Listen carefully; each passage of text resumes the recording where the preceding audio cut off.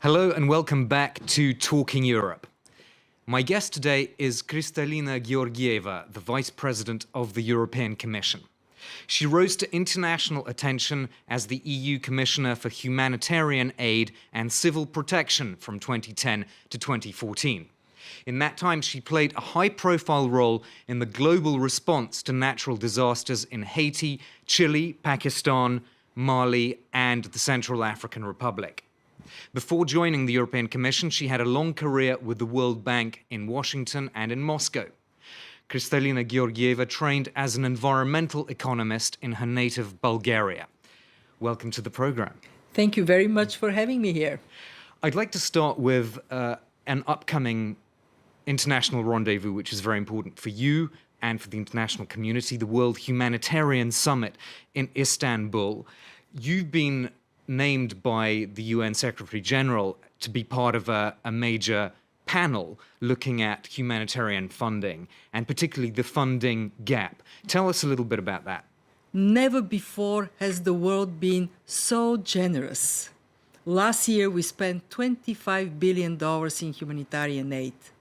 And yet, never before our generosity has been so insufficient, because the gap between the needs and what we fund is $15 billion. We call this the world's most important solvable problem, because we generate $78 trillion GDP in a year. We sure can come up with the missing 15 billion to bring people in need to a position of being helped. You say it's solvable, but surely in this time of an economic slump in Europe, an inward-looking dynamic, the political will isn't there in Europe today to solve this crisis, is it? Wrong. First, Europeans are remarkably good to meet an obligation to help these people, to help this country. We are 20% of the world economy, 40 to 50% of development and humanitarian aid. And when our report came out, we recommended more money and better use of money. There was a very important conference on Syria. It generated $12 billion in pledges. 61% came from Europe. We actually, if we step back and look at ourselves, we would find that we put our money where our mouth is. We do concentrate resources on the most vulnerable. Question is how to bring others to do their part. And here is what our report discovers. Who is missing from that action? Some of the countries that are getting richer, the so-called emerging markets, they can do more, but most importantly, the private sector is missing. Only 5% of funding for humanitarian action comes from the private sector. And the question is why?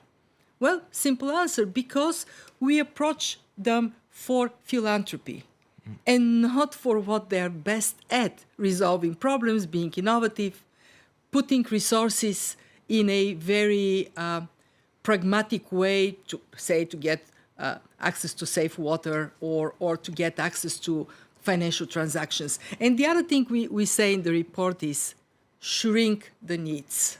Okay. Shrink the needs. Invest in development. We'll leave the report to one side because it seems to be a slight paradox to me that you're saying Europe puts its money where its mouth is in terms of humanitarian aid, but that kind of largesse doesn't really seem to be borne out by Europe's treatment of migrants at the moment. Is that something you feel is a bit of a paradox, the way migrants are being received here today? I think that there is no country or region in the world I know of that would receive 1.8 million people in a short period of time and not experience a shock. And that has happened to us. And I think we in Europe ought to be a little less self-critical on what we have done, because we also have seen a lot of local action to help refugees. I remember going to Turkey a year in the Syria conflict. There were 32,000 refugees, Syrian refugees in Turkey, and I asked them, what are you going to do when they become more? They said, there is no way we can take more than 100,000. They now have 2.5 million. So the reaction to a massive shock is actually normal. Plus, it came at a time when Europe is being hit by terrorist attacks. We have a refugee crisis and a security crisis. What is more important is, are we going to get ahead of the curve? Are we going to take the steps that are necessary for us to live with what is going to be a continuum? But the curve seems to be sort of driven at the moment by populism and, in some cases, far-right political movements in Europe. Do you think things are going towards a real closing of Europe away from the rest of the world, and particularly if you look at what just happened in Austria in the presidential election there? The danger is definitely there. What we have seen is that borders that we thought are gone forever are coming up. If we want to deal with populism, if we want to deal with this right-wing, sometimes quite extreme views, we have to be very honest with the work that needs to be done in Europe. And it has 4 parts. One, we need asylum system that is harmonized across 28 countries. We cannot have different ways of registering asylum seekers, different ways of accessing benefits, accessing the labor market. 2, we have to protect the external borders. We have to admit we have been complacent. We allowed our external borders to be porous, and people come in big numbers, and of course, this is scary. If we don't guard the external borders, the internal borders are not going to go down. And in fact, and you've spoken to leaders in Eastern Europe saying, please guard the borders better. In the light of that, do you think now is the right time to offer visa-free travel for Turks into the European Union? You know, think of what we are offering Turkey. We are offering them to go from paper passports to biometric passports in order to qualify for visas. And, you know, I, for one, prefer to have Turks coming with biometric passports so we know who is who.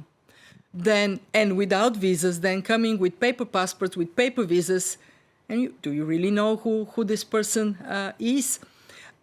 In Europe, we have to accept that we are interconnected. We cannot choose our neighbors. They are who they are. So personally, you're in favor of this visa-free regime, provided that it comes with the biometric Absolutely. passports? If they meet the 82 requirements, we are actually mandated to allow them to come visa-free. If they don't, then we have to caveat it, because a deal is a deal. We have to meet our side of it, but they have to meet theirs. Sure, but if the deal comes into effect, aren't parties like the FPO in Austria just going to go up? If we do not hold on reducing crossing from Turkey into Greece the way it has been happening over the last months, don't you think that they would go up in the polls? So we have to work with our neighbors. We have to find ways in which we live together in this new world of more danger. They need us, we need them. This interdependence is here to stay, and no borders in this world in which drones can fly over and information even faster. We can't be isolated. Well, I suppose that interconnectedness does raise the question of what is Europe and European identity today. And I want us now to have a look at a France24 report about Europe Day, which was celebrated in various European cities every May the 9th. And it goes back to 1950, when a founding father of what became the EU set out his idea for a new form of political cooperation in Europe. Caroline de Camaret and Karim Hakiki have more. At Paris' City Hall, France's Europe minister wants to make citizens believe in the EU once again. Arlem Désir says celebrating Europe Day has been a challenge as the bloc juggles multiple crises. It's true the challenges are many and they're important. There's been an economic crisis which still hasn't been solved in many southern European countries. I think of Greece, even though we've had progress. The refugee crisis, even though we've had an accord with Turkey, it still needs to be implemented. And then there are problems in Libya. The bloc is grappling with growing Euroscepticism.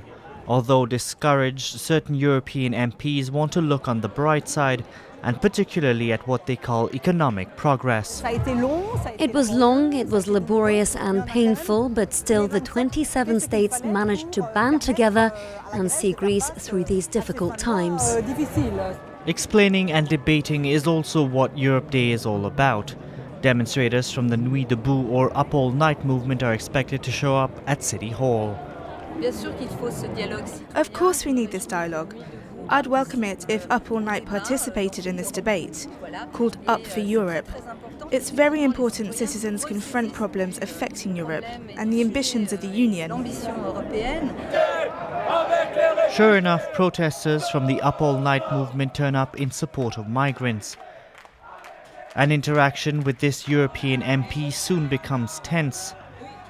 Formerly without legal residence, Cécile Kyenge became Italy's integration minister and was later elected to the European Parliament. You need to listen to me as well. If you came to get your voice heard, you should stay and listen as well. Otherwise, you're all cowards. Once calm returns, the debate continues. At the heart of the discussions, Europe and its migrant crisis. So, Kristalina Georgieva, do you think Europe has anything to celebrate 66 years after that famous Schuman Declaration of bringing Europe closer together? I mean, the immediate answer is we have our economy recovering. We are finally going to have our countries growing. But this is not what the emotions on the street are about. They are about the scare from the migrants. They are about the risk of terrorism. After 8 years of crisis and after going from one crisis into another, our people are anxious. And in this anxiety, I think we forget how good Europe is. We are still the most equitable region in the world. We are the people who have invented the convergent engine that lifts up those that are falling behind and make all of us richer. We are the people that make solidarity actually work. And now we are losing a little bit of that feel for us being a force for good for ourselves and for the world. And my plea to Europeans is, I know it is now fashionable to say, oh, who needs this Europe? Remember how it was before? Yeah. Do we really want to be fragmented, each one's trying to rescue ourselves on our own in this big world? There's one issue which is very much in the headlines at the moment, where I suppose you could say European standards are being defended and fought for, depending on, of course, which side of the debate you're on. But that's the transatlantic trade partnership. And we've been hearing that as things stand at the moment, the French government is not going to sign this TTIP deal because France does not want unregulated free trade. What's your position on that? I believe that we are fighting very hard to protect the standards in Europe in the TTIP negotiations, and we will continue to fight for that. We have made our negotiations very transparent. My colleague, Commissioner Malmström, put out everything that is a position of the European Union.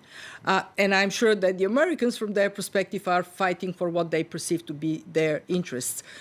We have to find a way to stand for what we have gained for our people in Europe, and yet complete negotiations that are going to hugely benefit both us and the United States in terms of job creation, in terms of opportunities for our economies.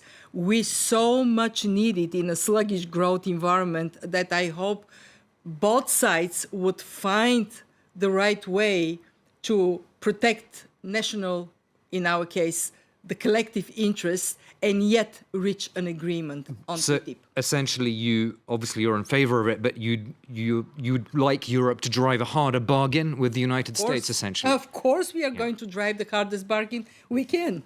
One other big issue that relates to European identity, of course, is the British question, and I wonder what you think about that. What would a Europe look like without the United Kingdom? I'm not thinking of it because I believe Europe is going to stick together. So it is for the British people to decide. I love our union, and our union is the force it is with all of us together.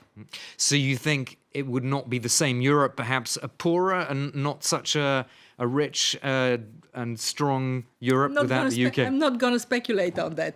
Okay. I keep my fingers crossed that we will have the same family. And actually, for me, I'm in charge of budget and human resources. The UK is very important because they drive us towards modernization. They want more reforms. I want more reforms. So please stay. Help us do the right thing for Europe to be a stronger, more competitive region. Okay, we'll have to end on that note. Thank you so much for your time and for being a guest on Talking Europe. Kristalina Georgieva, Vice President of the European Commission, and more news coming up on France 24 shortly.